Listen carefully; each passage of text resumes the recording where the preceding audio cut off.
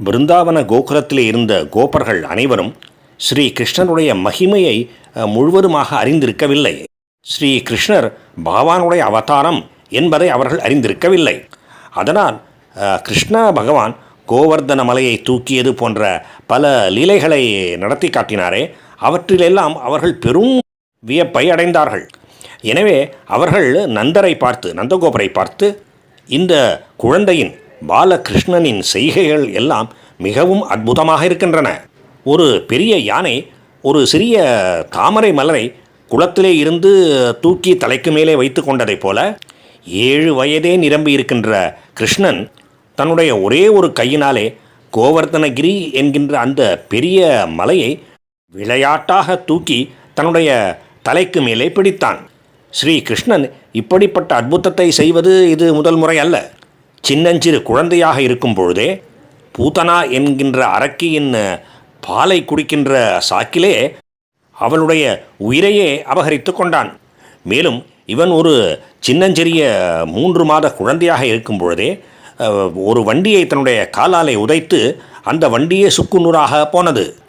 ஒரு வயதினனாக இருக்கும் பொழுது திருநாவர்த்தன் என்கின்ற அசுரனை கொன்றான்.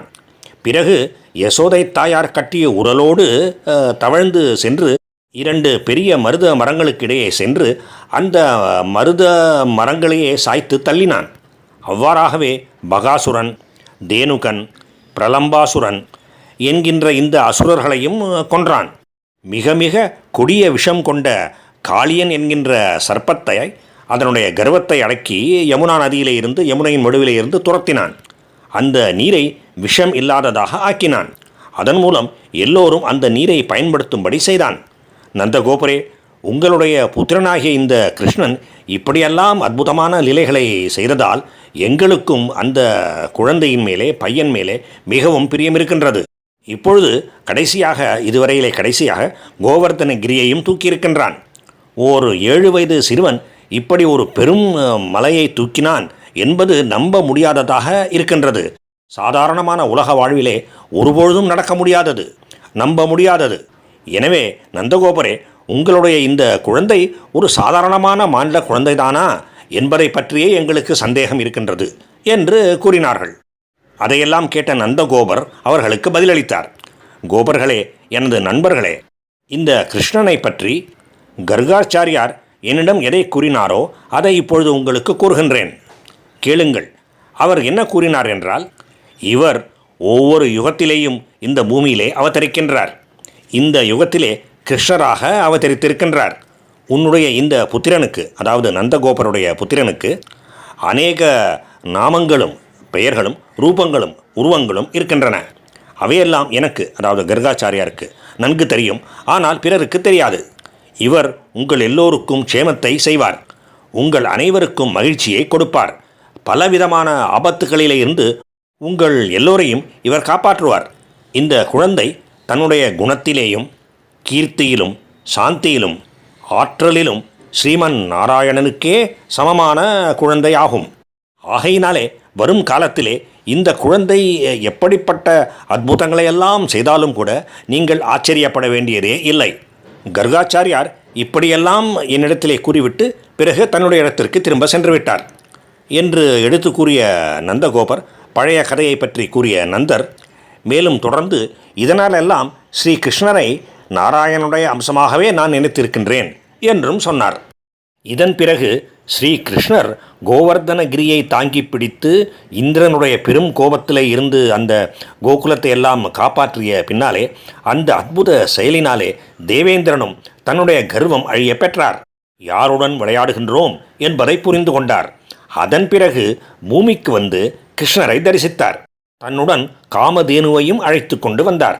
ஸ்ரீ கிருஷ்ணர் இடத்திலே அவர் தேவேந்திரர் தவறாக நடந்து கொண்டிருந்தபடியினாலே கிருஷ்ணரை மனப்பூர்வமாகவும் தன்னுடைய உடலும் கிரீடமும் பூமியிலே படும்படியாகவும் ஸ்ரீ கிருஷ்ணனின் திருவடிகளிலே வீழ்ந்து வணங்கி நமஸ்கரித்தார். தன்னுடைய கைகளை கூப்பிக்கொண்டு கிருஷ்ணரை துதி செய்தார். தாங்கள் பரம்பொருள், மாயையின் சம்பந்தம் இல்லாதவர், அதனால் சம்சார பந்தம் இல்லாதவர், அதனால் உடல் சம்பந்தத்தினாலே உண்டாகின்ற காம, குரோத, லோபம் முதலியவை தங்களிடத்திலே இல்லை. ஆனால் துஷ்டர்களை தண்டித்து சாதுக்களையும் தர்மத்தையும் காப்பாற்றுவதற்காக தங்களுடைய லீலைகளை புரிகின்றீர்கள். அதாவது கோபம் என்கின்ற ஒரு உணர்வு பகவானுக்கு இல்லாமல் இருந்தபோதிலும் சாதுக்களையும் தர்மத்தையும் காப்பாற்றுவதற்காக அகங்காரம் கொண்டிருத்திருக்கின்ற துஷ்டர்களை தண்டிக்கின்றீர்கள் என்பது இதன் பொருள்.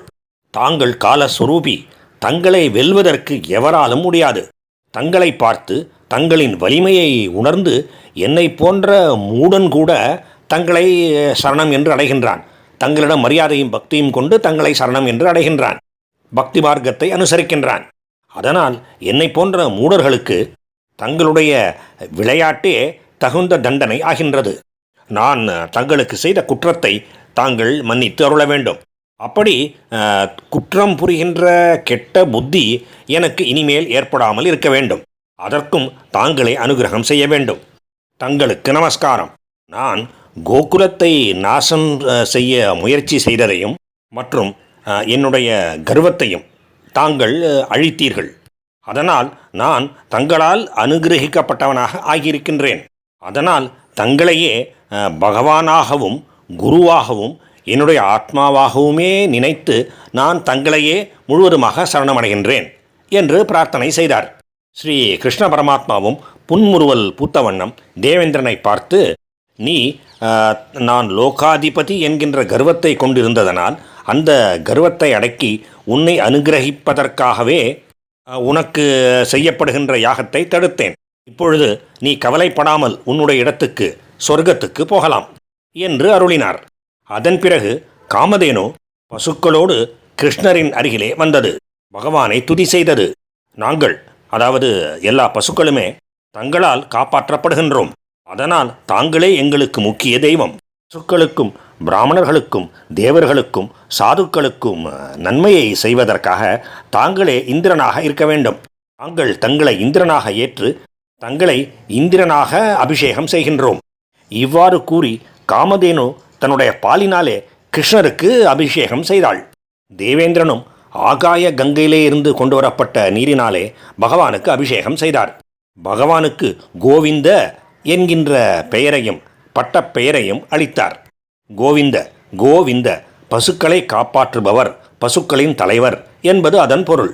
அதை முன்னிட்டு நாரதரும் தேவர்களும் கந்தர்வர்களும் சித்த சாரணர்களும் வித்யாதரர்களும் மிகவும் மகிழ்ச்சி அடைந்து பகவானுடைய சரித்தத்தை கானம் செய்தார்கள். எல்லா உலகங்களும் சுகத்தையும் ஆனந்தத்தையும் அடைந்தன. பசுக்கள் பால் மிகுந்து சுரந்தன. பூமியை அந்த பாலினாலே நனைத்தன. மரங்களும் மலர்களும் தேனை பெருகவிட்டன. மலைகளிலே ரத்தினங்கள் பிரகாசமாக ஒளி வீசின. ஸ்ரீ கிருஷ்ணருக்கு இப்படி அபிஷேகம் செய்யப்பட்டவுடன் அமைதியும் சாந்தியும் ஆனந்தமும் நிறைந்தது. அதனால் இயற்கையாகவே கொடிய பகைவர்களாக இருக்கக்கூடிய மிருகங்கள் கூட ஒன்றுக்கு ஒன்று விரோதத்தை விட்டு ஒழித்து சுகமாக இருந்தன. இவ்வாறாக தேவேந்திரன் பகவானுக்கு பசுக்களுக்கு அதிபதி என்கின்ற பொருளிலே கோவிந்தன் என்கின்ற பட்ட பெயரை கொடுத்து பகவானுக்கு அபிஷேகம் செய்து அதன் பிறகு பகவானிடம் விடைபெற்று தேவர்களுடன் மற்ற தேவர்களுடன் தன்னுடைய உலகத்துக்கு தேவலோகத்துக்கு சொர்க்கத்துக்கு சென்றார். ஸ்ரீ கோவிந்த கோவிந்த கோவிந்த, பகவானின் திருநாமமாகிய கோவிந்த என்கின்ற நாமத்துக்கு நமஸ்காரம். பகவானுக்கும் பாகவத புராணத்துக்கும் பக்தர்களுக்கும் மீண்டும் மீண்டும் நமஸ்காரம்.